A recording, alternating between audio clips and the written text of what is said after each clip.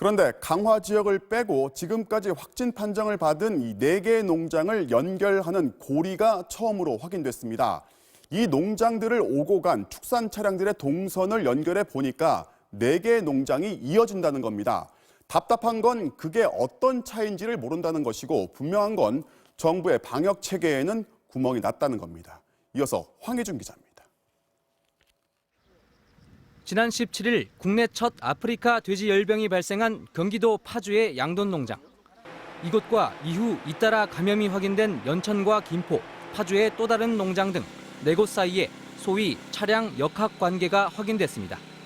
첫 발생 농가를 방문한 차량이 직간접적으로 나머지 3 농가에도 갔었다는 얘기로 차량에 의한 돼지 열병 전파 가능성이 제기된 겁니다. 해당 차량은 사료나 분뇨를 실어 나르거나 도축장 출입 차량들로 조사됐습니다.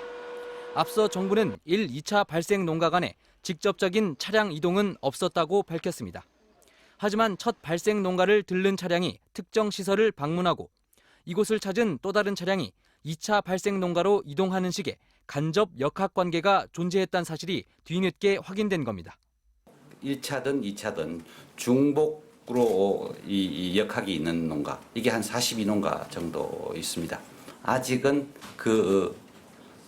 결정적인 그런 역학 원인을 발견하지 못했다, 이렇게.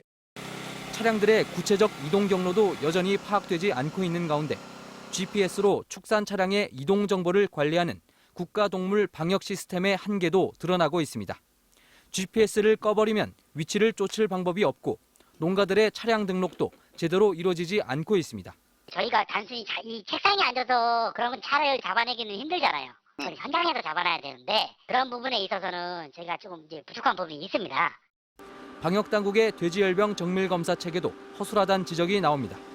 3번째 돼지열병이 발생한 김포 농가의 경우 앞선 체열 조사에서 음성 판정이 나왔지만 며칠 뒤 결국 감염이 확인됐습니다. 정부는 돼지를 전수조사한 게 아니라 일부만 채취했기 때문에 감염 사례를 놓쳤을 수 있고 잠복기 초기엔 체열 검사를 하더라도 음성이 나올 수 있다고 해명했습니다. MBC 뉴스 황의준입니다.